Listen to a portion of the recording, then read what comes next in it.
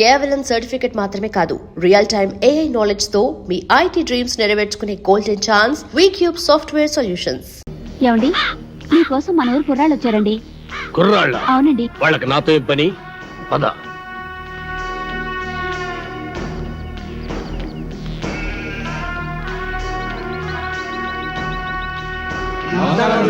నమస్కారం. ఏంటిలా వచ్చారు? మరి సన్మానం గురించి మాట్లాడదామని. సన్మానమా? సన్మానం నాకెందుకురా? మరి సన్మానం సన్మానం ఏంట్రా నసుగుడు? సన్మానం మీకు కదండి, హీరోలకి. సంచి చించుతా.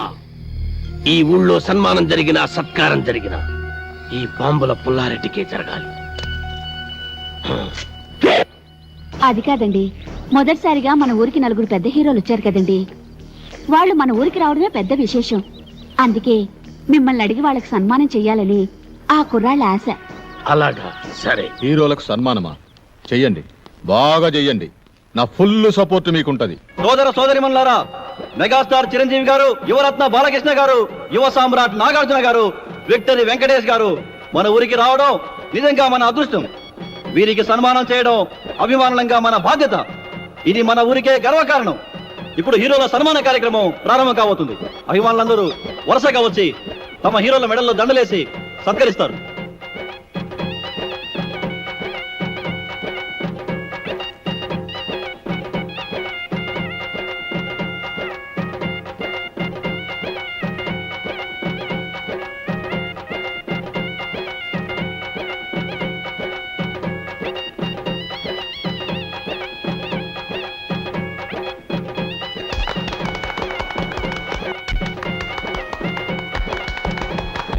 ఇప్పుడు ఓ వీరాభిమాని అదిరిపోయే హీరోలను సత్కరించబోతున్నాడు.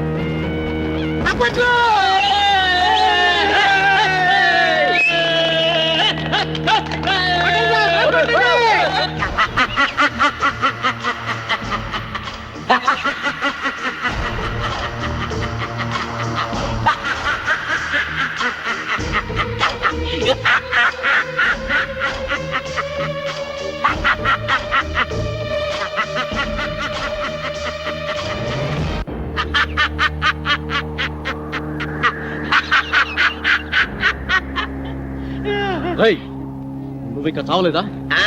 చచ్చినా చావలేదు. నేను చచ్చానని చెప్పుకుంటూ బతుకుతూ మిమ్మల్ని అనుక్షణం చంపుతూ కలకాలం కాకిలా బతుకుతా. నువ్వు బతుకుంటే మేము మనశ్శాంతిగా బతకలేవురా. అందుకే అప్పుడు చావని వాడిని ఇప్పుడు చంపుతాం. భూమి మీద ఎవడైనా 2 సార్లు వస్తాడా? ఈ పిచ్చి ఒకసారి చావనప్పుడు రెండోసారి చంపక తప్పదు. ఎవడు చెప్పాడు నేను చచ్చిపోలేదని? నేను గత నెల 5వ తారీఖు చచ్చిపోయినట్టు గవర్నమెంట్ నాకు సర్టిఫికెట్ ఇచ్చింది. ఇదిగో జిరాక్స్ కాపీ. కాదు, అది డూపు సర్టిఫికెట్. ఇలాంటి అబద్ధాలు చెప్పావంటే నీ బక్కెలేనా కొడతా. వంశోద్ధారక తగ్గు తగ్గు. నువ్వు నిజంగా సమరసింహారెడ్డి లాగా లేచిపోతే మీరు టాప్ హీరోస్ కాదు, డూప్ హీరోస్ అన్న సంగతి ఊళ్ళో చెప్పాల్సి వస్తుంది. వస్తా.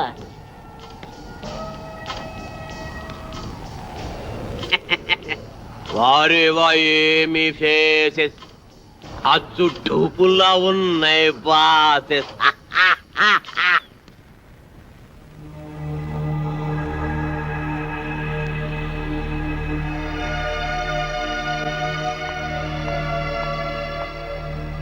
హలో, ఏంటి ఇక్కడ కూర్చున్నారు? ఏంటి అదోలా ఉన్నారు? అదోలా కాదు, దిగాలుగా ఉన్నా. గుబులుగా కూడా ఉన్నాం. ఎందుకు? మమ్మల్ని ఇక్కడి నుంచి డిశ్చార్జ్ చేస్తున్నారు కదా, అందుకు. ఇంకా పేషెంట్స్ గానే ఉండాలని ఉందా? చూడాలని ఉంది.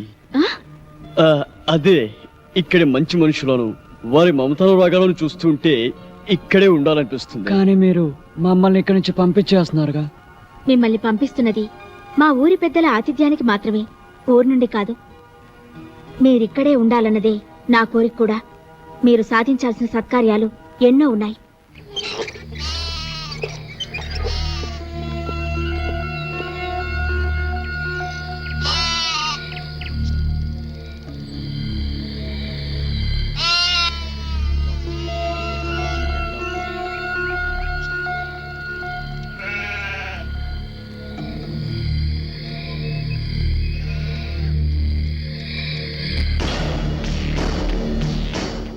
ఆగిపోయారేంటి?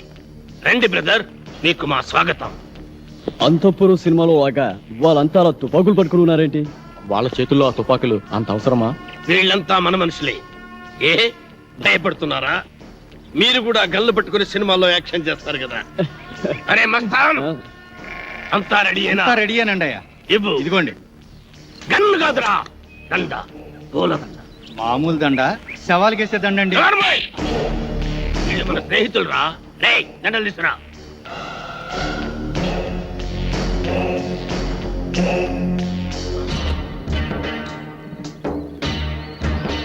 రండి. థ్యాంక్స్ అండి. Thank you. అవును, మిగతా ఇద్దరు ఎక్కడ? మేమిద్దరం ఇక్కడ, వాళ్ళిద్దరూ అక్కడ. అక్కడ అమ్మాయి ఇక్కడ అబ్బాయి అంటారే అలా. ఏయ్, నాకిదేం నచ్చలా. ఆయన ఆడేవుడండి మధ్యలో. ఆడింటికిద్దరు, నా ఇంటికిద్దరు రావడానికి ఇదేమో సినిమా అనుకున్నావా? రాజకీయం, రాయలసీమ రాజకీయం. అబ్బే అదేం కాదండి, ఈ ఊరు పెద్దలు మీరు. మిమ్మల్ని ఇబ్బంది పెట్టకుండా, బాధ పెట్టకుండా మేము ఈ నిర్ణయం తీసుకున్నాం. నా పేరు భానుమతి అండి. నేను మీ అభిమాన్ని. మీ ఇద్దరు సినిమాలంటే నాకు చాలా ఇష్టం. రే పున్నయ్య, హీరోలకు దిష్టి తీసి బ్యాగులు తీసుకెళ్ళి లోపల పెట్టు. అలాగే బాయ్యా. ఎంత ముద్దొస్తున్నాడు, ఎంత బాగున్నాడు. మీకు అభ్యంతరం లేకపోతే మీతో ఫోటోలు దిగుదాం అనుకుంటున్నాను. అలాగే. ఆమెకేంటి, మీరంటే మాకు కూడా ఎంతో అభిమానం. అందుకే ఫోటోగ్రాఫర్ ని పిలిపించారు. ఫోటోగ్రాఫర్, చూస్తావేంటి? ఫోటో తీ. కమాన్, అందంగా తీ.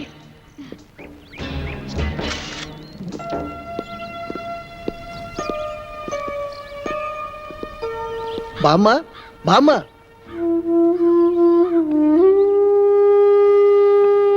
ఎవరు బాబు? మేం బామ్మ సినిమా హీరోలం. నమ్మనవుడు వచ్చాడా బాబు? వాడు రావడానికి వీళ్ళేనంత బిజీగా ఉన్నాడు. పండక్కి తప్పకుండా వస్తానన్నాడు బామ్మ. యాళ్ళకి ఏమన్నా తింటున్నాడా బాబు? వాడికి రాజభోగం. ఖాళీ దొరికినప్పుడల్లా నీ గురించి చాలా గొప్పగా చెప్తుంటాడు బామ్మ. వాడి మధ్య ఓ పెద్ద వేషం వేసి అందరి ఆశీస్సు అందుకొని ఎవరికి అందనంత ఎత్తుకెత్తుకుపోయాడు బామ్మ. మేమందరం కలిసి వాడికి పూలదండలు కూడా వేసాం బామ్మ. పోనీలే బాబు, వాడికి ఏ కష్టం లేకుండా చల్లగా ఉంటే అంతే చాలు. వాడికి ఏ కష్టం లేదమ్మా. సినిమా స్వర్గంలో మహారాజులాగా ఉన్నాడు. అవును బామ్మ. నాకు తెలుసు బాబు, నా బంగారు కొండ, నా మనవుడు ఎప్పటికైనా మహారాజు అవుతాడని. ఆ దేవుడు చాలా గొప్పోడు బాబు. అవును, వాడికి ఎప్పుడు ఆ దేవుడు తోడుగానే ఉంటాడు. వాడు ఎప్పుడు ఎక్కడున్నా నీ గురించి ఆలోచిస్తుంటాడు బామ్మ. వాడికి నువ్వంటే చెత్త ప్రేమ బామ్మ. వాడికి వచ్చిన మొదటి జీతంతో నీకు ఈ చీర పంపించాడు బామ్మ.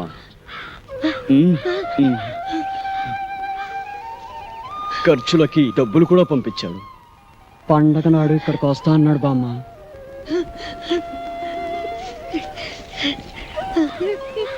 పండక్కి నువ్వు ఈ చీర కట్టుకుంటే చూడాలని వాడు ఎంతో ఆశపడుతున్నాడు బామ్మ. నా మనవుడు నాకు డబ్బు పంపించాడా? నా మనవుడు నాకు చీర పంపించాడా? చూసారా, వాడికి అన్ని పనులు ఉన్నా మర్చిపోకుండా నాకు చీర డబ్బు పంపించాడు. నాకు చీర పంపించాడు. వచ్చే రావాలమ్మా, నాయుడమ్మా, సమ్మక్క, సారక్క, నా మనవుడు రానన్నాడు కదే, నా మనవుడు రానన్నారు కదే, ఇప్పుడు పండగకు వస్తున్నాడట. చూడండి, నాకు చీర డబ్బులు పంపించాడు. నా మనవుడు చీర డబ్బులు పంపించాడు. నా మనవుడు పంపించాడు. రండి రండి, నా మనవుడు నా కోసం చీర పంపించాడు. పట్టు చీర. చూసారా, డబ్బు కూడా పంపించాడు.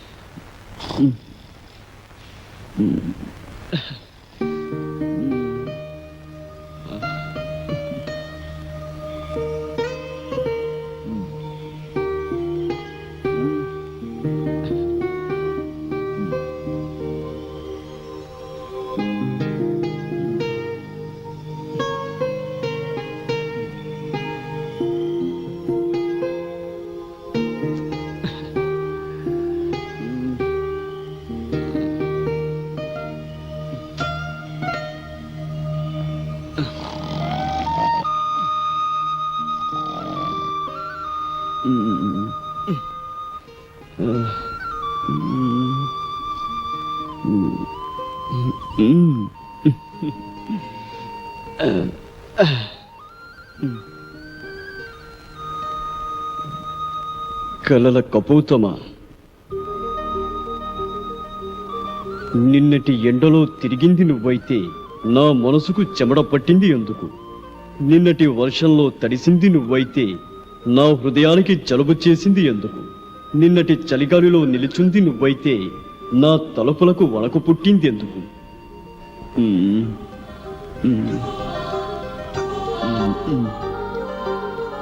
నువ్వు నడిరాత్రి కలవా, నడిసంద్రపు అలవా, నడిసొచ్చిన శిలవ, ఎవరని నిన్ను పిలవను, ఎలా నా ప్రేమను తెలపను?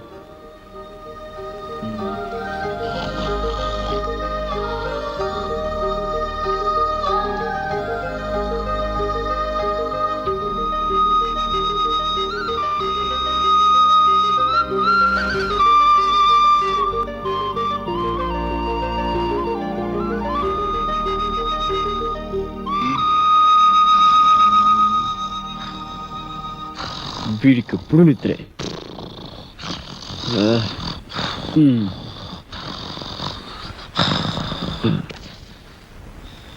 రేపు ఉదయం వెన్నెలను కలుస్తాను. నా గుండె గొడును విన్నవించుకుంటాను. ప్రేమలో విజయం సాధిస్తాను.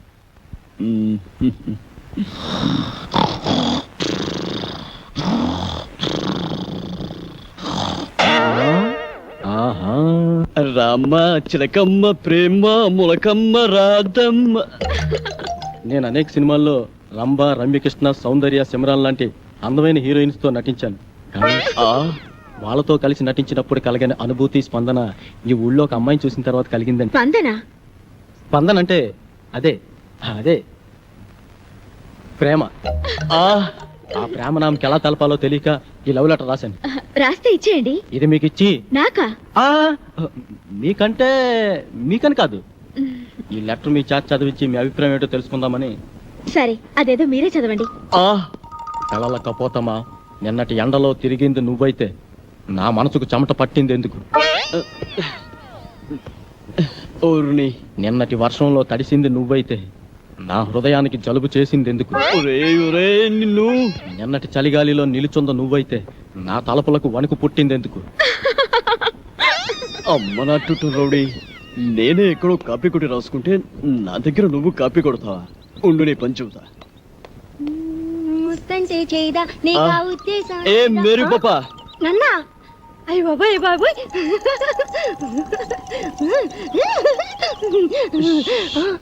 వీడు నువ్వు నడి రాత్రి కలవ, నడి సంద్రపు అలవ, నడిసొచ్చిన శిలవ, ఎవరని నేను పిలవను, ఎలా ప్రేమను తెలపను? విన్నావా? లోపల నీకోసం విక్టరీ వెంకటేష్ వీకెండ్ బ్యాటరీలో ఎదురు చూస్తున్నాడు. నిన్ను తెగ ప్రేమించొస్తాడు అనుకో. నిన్నే నీ మీద తనకుండే ప్రేమను ఎలా తెలియజేయాలో తెలియక ఓ బుల్లి లవ్ లెటర్ రాశాడు. అది నీ ముందు చదవడానికి భయపడి కాదు సిగ్గుపడి లోపల డాక్టర్ చదివి వినిపిస్తాడు. నువ్వు వెళ్ళు, నువ్వు వెళ్ళాలంతే, నువ్వు వెళ్ళు.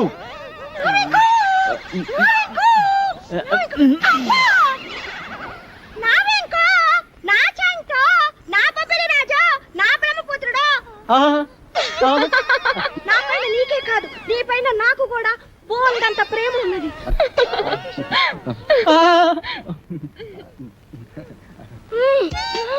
ఇలా వస్తుంది ఏంట్రా బాబు? ఏంటే ఆ చూపేంటే, ఆ షేకింగ్ ఏంటే? అయ్యో అయ్యో అయ్యయ్యో, నీకు ఇదేం పోయి కలవే? వామ్ము, అలా చూడద్దే.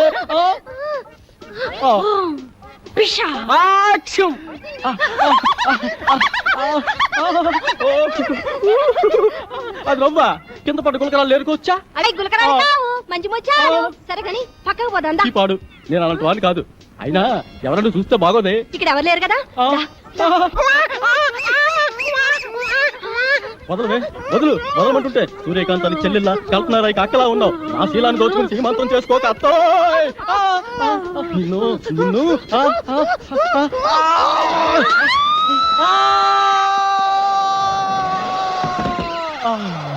నా ముద్దుల ప్రియుడా, ప్రేమించుకుందాం రా, పెళ్లి చేసుకుందాం రా, కలుసుకుందాం రా. అమ్మమ్మమ్మమ్మమ్మ, అయ్యో అయ్యయ్యయ్యో, అబ్బా కొండపల్లి రాజాలో పాము వచ్చినట్టు నా వెంకి ఎంత బాగా చేస్తున్నాను. పాము వచ్చినట్టు కాదమ్మా, పాము చచ్చినట్టు. నువ్వు నా పైన పడ్డావంటే రోడ్డు రోలర్ కింద పడ్డా అప్పడంలో తయారైపోద్దమ్మా నా పరిస్థితి. అమ్మమ్మమ్మమ్మ రావద్దమ్మా, అబ్బబ్బబ్బబ్బ రావద్దమ్మా.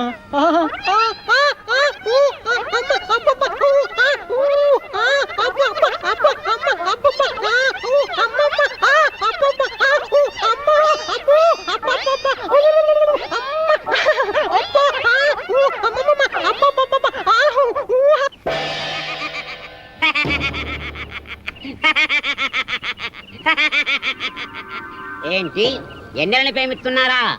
అయినా ఆకాశంలో జాబిలమ్మని పున్నమ రైతుని ఎన్నెలని ప్రేమించందెవరు కృష్ణబాబు? నేను ప్రేమిస్తున్నది ఆకాశంలోని వెన్నెలని కాదు బాబాయ్, డాక్టర్ వెన్నెలమ్మని. ఆ భలేవారండి, మీరు మతుండే మాట్లాడుతున్నారా? మనసుండే మాట్లాడుతున్నాను. ఇదిగో ఇలాగే ఓ ప్రేమ పిచ్చడా వెనకాల పడితే కత్తుల నరసింహారెడ్డి వాడి కాళ్ళు తీసేశాడు. కాలే కాదు, నా శరీరాన్ని ముక్కలు ముక్కలుగా నరికినా ప్రతి ముక్కలోనూ ఆమె ప్రతిరూపమే కనబడుతుంది. నాది పవిత్ర ప్రేమ. ఏయ్, ఈ కూత ఇంకోటి కూర్చుంటే ఈ పాటి నా తోట పేలేదు. మీరు నా పేరుడు హీరో కనుక వదిలేస్తున్నా.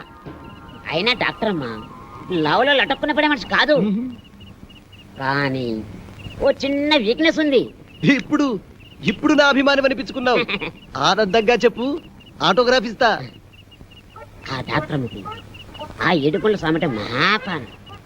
రోజు గుడికెళ్ళి ఆయన దండం పెట్టాకే హాస్పిటల్కి వస్తుంది.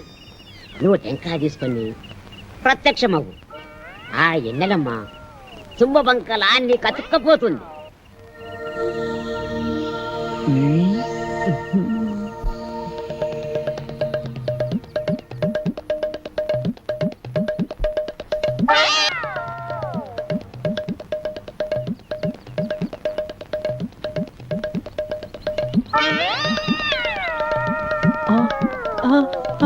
అమ్మనా అన్నమయ్య, దేవుడి సెంటిమెంట్తో కొడతావా? గుడ్డుని పని చెప్తా. రేయ్, అన్నమయ్య గెటప్పులో అమ్మాయికి లైనేస్తావా? ఆగరా కిల్లర్, ఆగు. రేయ్.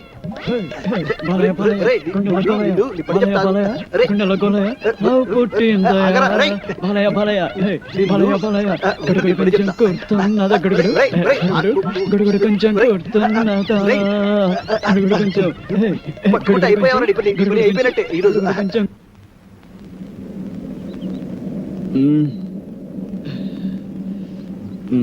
ఒరే బాబులు, మన నలుగురు 4 దిక్కు లాంటి వాళ్ళం. ఆ వెన్నెల చందమామ లాంటిది. నేను పడమర దిక్కు కాబట్టి ఆ వెన్నెల నాకే చెందుతుంది. పడమట దిక్కు ఉదయించిన చివరకు తూర్పుకు చేరాల్సిందే కాబట్టి వెన్నెల నాకే చెందాలి. ఒరేయ్, మీరు తూర్పు పడమర లాంటి వారు, నేను ఉత్తరాన హిమాలయ పర్వతం లాంటి వాడిని. కాబట్టి వెన్నెల చల్లదనం నాకే సొంతం. ఒరే ఒరే, మీ ముగ్గురు కలిసి దక్షిణాన్ని దాచేస్తున్నారు. సముద్రం అంత విశాల హృదయం ఉన్నవాడిని, అందగాడిని. వెన్నెల నాకు చెందటమే న్యాయం. ఆ చందమామ కోసం 4 దిక్కులు పోటీ పడితే ఉప్పెనలు ఉపద్రవాలు వస్తాయిరా. కాబట్టి ఓ పని చేద్దాం, ఓటింగ్ సిస్టమ్ పెడదాం. ఆ అమ్మాయి ఎవరితో డిసైడ్ చేసుకో. ఓటింగ్ సిస్టంలో ఎవరి ఓటు వాళ్లే వేసుకుంటే కథ మళ్ళీ మొదటికే వస్తుంది. అంతెందుకు, నువ్వు మజ్ను సినిమాలో రజనీని త్యాగం చేసినట్టు నువ్వు నా కోసం వెన్నెల త్యాగం చేయరా. నువ్వు నాకు మంచి మిత్రులా మిగిలిపోతావు. నువ్వు ప్రేమ సినిమాలో రేవతిని త్యాగం చేసినట్టుగా వెన్నెలను త్యాగం చేయొచ్చు. ఒరేయ్, నువ్వు ఆరాధన చిత్రంలో సుహాసిని వదిలిపెట్టినట్టు ఈ వెన్నెలను నాకు వదిలిపెట్టావంటే నేను చాలా హ్యాపీ ఫీల్ అవుతారా? మూపగోపాలుడు, ముద్దుల కృష్ణలోలా ఇద్దరుంటే గానీ నీకు నిద్ర పట్టదుగా. ఈ సింగిల్ వెన్నెల్ని నాకు వదిలే బాలయ్య. ఒరే ఒరే ఒరే, మనం ఉండేది నలుగురం. నాది నాది అంటూ ఒక అమ్మాయి గురించి పోటీ పడే కంటే నిర్ణయాన్ని ఆ అమ్మాయికే వదిలేద్దాం. ఆ అమ్మాయి ఎవరిని ప్రేమిస్తుందో వాడే అదృష్టవంతుడు.